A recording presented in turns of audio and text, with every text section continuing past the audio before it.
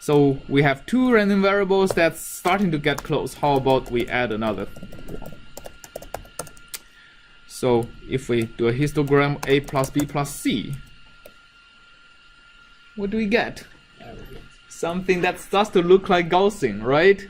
Okay, so let's do something extreme. So let's say my big X is equal to rand 1,000,000 and 100. So basically, I hope my memory is good enough. So I'm drawing. Basically, it's like the second dimension is the different random variables. So I'm just going to hist sum of x over the second axis.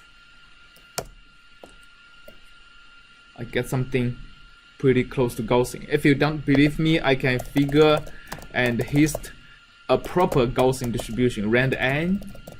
The same thing, right? I think I have one more zero than I need. That's a real Gaussian. That's what I had. Pretty close, right? So basically, by the way, all of these doesn't have to be identically distributed. As long as they are more or less independent, we're gonna get a Gaussian, right? So when your uncertain factor can be attributed to the superposition of many different, more or less independent factors, Gaussian usually is a pretty good model. So how do we draw samples from Gaussian? The rand n is a pretty good function, right? So rand n, which here is the figure 2, gives you a Gaussian distribution that is centered around 0 with a standard deviation of about 1.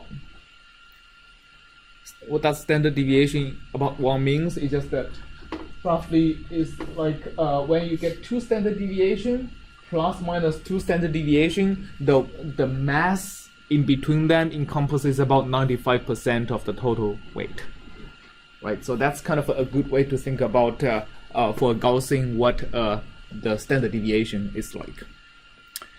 If you want to draw samples of Gaussian distribution that is not centered around 0 or is not having a standard deviation equal to 1, what do you do?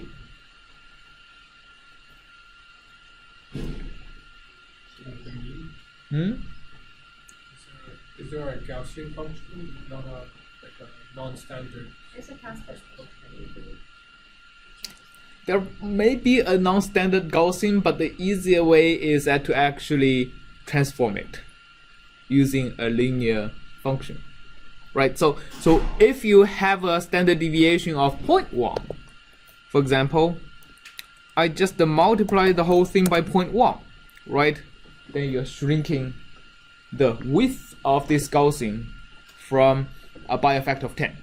And then if you have a mean equal to 5, just the plus 5, then this is going to be centered at 5, right? So it's very easy to kind of draw random samples from Gaussians of arbitrary mean and standard deviation.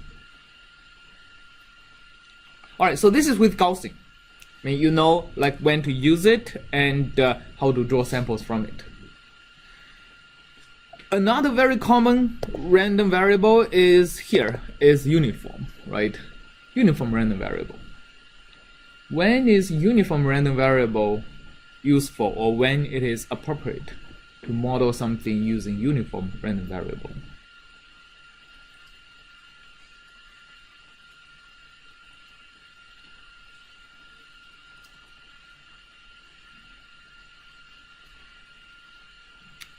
Any examples? There are actually not more than one cases.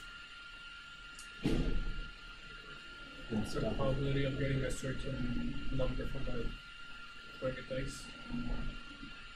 From throwing the dice, yeah, that's actually when you get something like a rand I, right? So it's a random integer. So that's a uniform distribution in the integer space. That's right.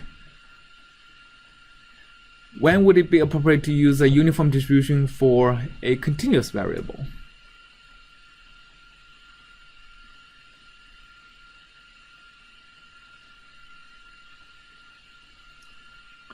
Oh, there is one case that's actually pretty common. Is actually on Monday.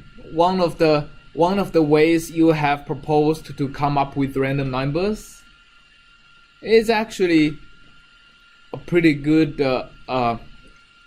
It's actually a very good candidate for modeling using uniform random variable. That's the example where you take a measurement and take the sixth digit of that measurement.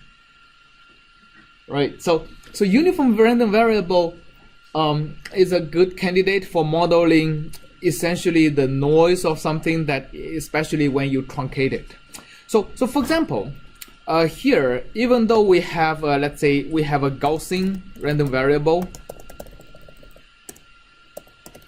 so G is a Gaussian random variable. When you look at, for example, the when you just hit the G, you get the proper Gaussian. But for example, if you look at the second digit of G, what do you expect to get? So the second digit of G is basically I want to take G and times 100, right? Multiply G by 100 and look at the fractional part of G times 100. So I'm going to take the floor of G times 100. I get almost a uniform, right? So that's one of the cases when uniform is appropriate. Floor exactly? What does floor exactly? A floor takes the integer part, so floor of 1.1 is equal to 1. Floor of minus 1.1 is equal to minus 2. So it's the smallest, it's the largest integer that is smaller or equal to that number. All right.